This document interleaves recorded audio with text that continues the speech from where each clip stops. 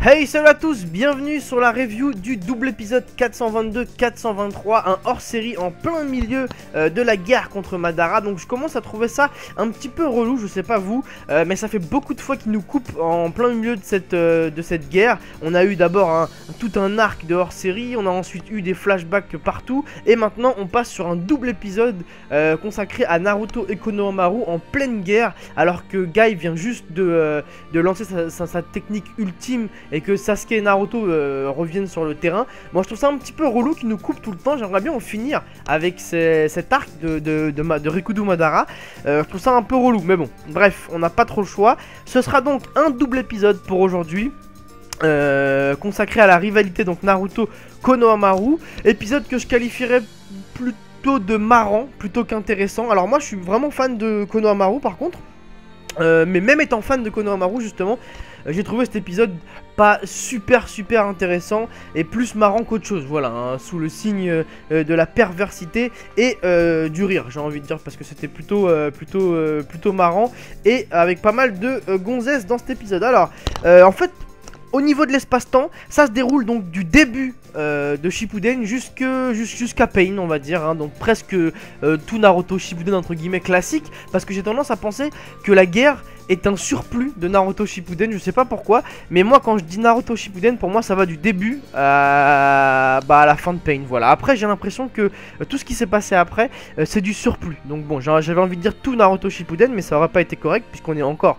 dans Naruto Shippuden, donc j'ai envie de dire depuis son retour à Konoha après 3 ans d'entraînement avec Jiraiya jusqu'à la fin de Pain, et ça parle de la rivalité de Naruto et Konohamaru et de l'apprentissage du Rasengan, la nouvelle technique donc que lui apprend Naruto. Voilà, donc c'est plutôt marrant. Donc on voit déjà le grand fan de Naruto qui est Konohamaru, puisqu'il a nettoyé sa chambre dès le début de l'épisode. On voit qu'il a nettoyé sa chambre et il le prépare à son arrivée. Donc Naruto revient de 3 ans d'entraînement avec Jiraiya, donc il a grandi, etc. Et justement il va décider d'apprendre à Konohamaru le Rasengan, donc sa nouvelle technique, hein, qui est assez dévastatrice.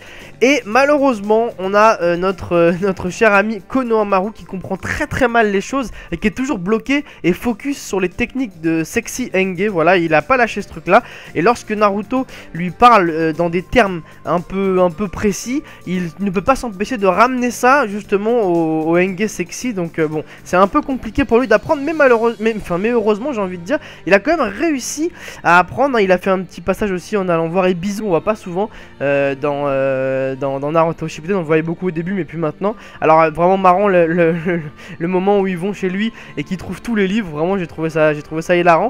Alors Ebisu qui est engagé par le Hokage à l'époque justement pour coacher et pour entraîner donc Konohamaru, donc le Hokage de l'époque c'est Sandaime qui est le grand-père justement de Konohamaru, donc on l'a pas vu beaucoup, donc là c'est marrant, on sait tous que c'est un pervers et tout, donc c'était plutôt pas mal. Et justement donc Konohamaru apprend les techniques, enfin la technique du Rasengan en le jumelant on va dire avec des techniques de Henge Sexy un petit peu bof.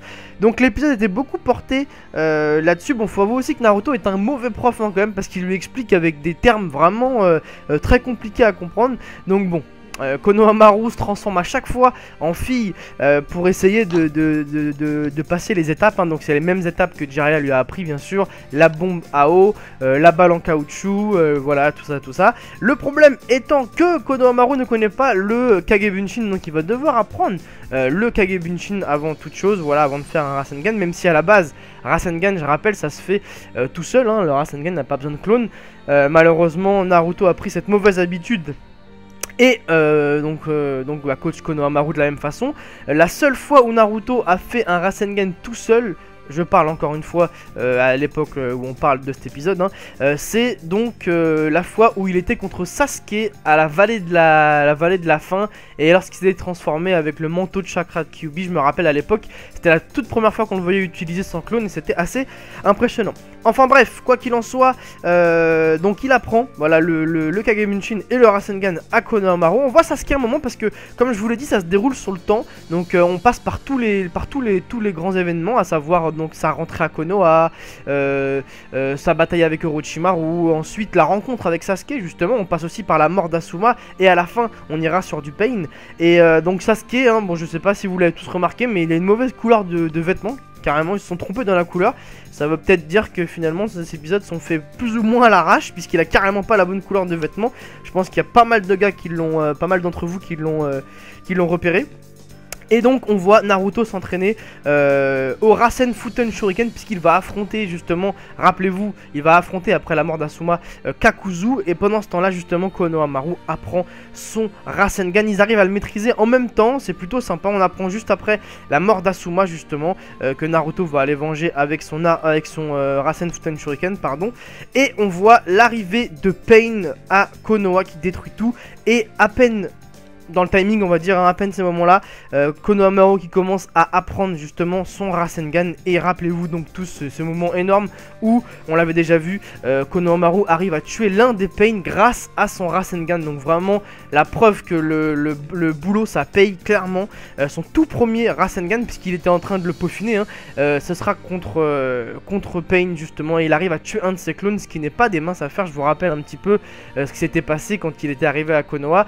Il y avait peu de monde qui avait réussi à tuer un clone de Pain. Donc voilà, Konohamaru qui a clairement fait le boulot. Donc c'était plutôt un bon timing, j'ai trouvé, hein, il l'apprend, etc. Naruto s'en va pour la mission, il commence à bien avoir le Kagebunshin, il commence à bien maîtriser le Rasengan. Et à ce moment là, bim, Pain qui arrive au village et il y va pour régler son compte et sauver en plus Ebisu Kage, la classe en même temps, avec son Rasengan.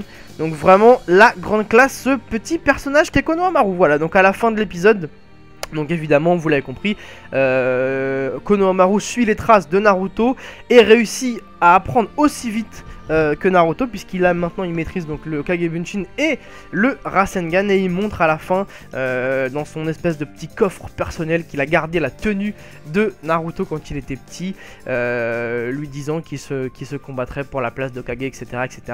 Vraiment une belle fin, comme on les aime, avec une belle amitié. Voilà, alors c'est dommage, j'aurais bien aimé que Konohamaru mette la tenue de Naruto. J'y ai pensé un moment quand il est allé chez lui pour la récupérer lorsque Naruto est parti en mission. Je me suis dit peut-être qu'il va la mettre, ce serait vraiment stylé de le voir une fois avec. Bon, malheureusement non, on l'a pas vu avec et il l'a rangé dans son coffre-fort. Voilà, ça prouve en tout cas à quel point Konohamaru aime vraiment Naruto. Voilà, donc une belle relation qui est retracée avec ce double épisode qui est sympa, hein, mais qui tombe un peu au mauvais moment, je trouve, parce que ça nous coupe encore avec Madara. Quoi qu'il en soit, l'épisode était plutôt marrant. Je pense que vous vous êtes bien marré en regardant cet épisode. N'hésitez pas d'ailleurs à laisser vos impressions dans les commentaires. Et on voit donc la preview, à chaque fois je me trompe, la preview du prochain épisode qui revient enfin donc sur Madara. Et on voit Sasuke qui arrive sur le terrain. Voilà, donc ça sera pour la semaine prochaine. J'ai pas vu le planning, mais je pense que c'est la semaine prochaine.